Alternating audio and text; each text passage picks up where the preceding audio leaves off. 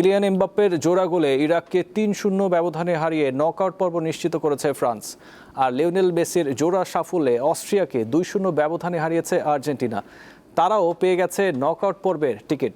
হালান্ডের জোড়া গোলে সেনেগালকে হারিয়ে ২৮ বছর পর বিশ্বকাপের নকআউটে উঠল Norway.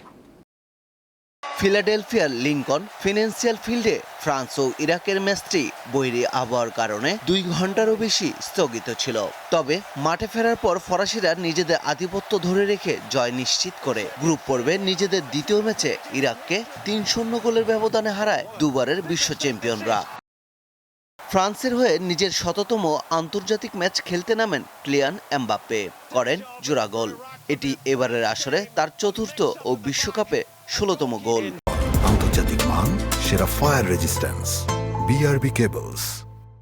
Lionel Messi, the man, the myth, the greatest ever আরও একবার নিজেকে প্রমাণ করলেন। প্রথম ম্যাচে হ্যাটট্রিকের পর এবার করলেন জোড়া গোল। পেনাল্টি মিসের সমালোচনা বেশিক্ষণ স্থায়ী হতে দেননি এই মহাতারকা।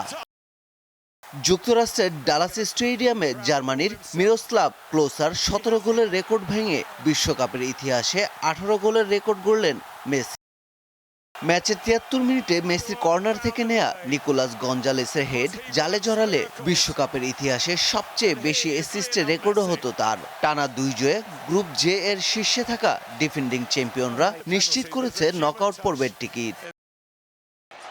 এদিকে গ্রুপ আই এর গুরুত্বপূর্ণ ম্যাচে হালান্ডের জোড়া গোলে সেনেগালের বিপক্ষে ৩-২ ব্যবধানে জয় পেয়েছে নরওয়ে। আর এই জয়ে নরওয়েকে বিশ্বকাপের শেষ ৩২-এ নিয়ে গেল। পারভেজ খোকন, দীপ্ত স্পোর্টস।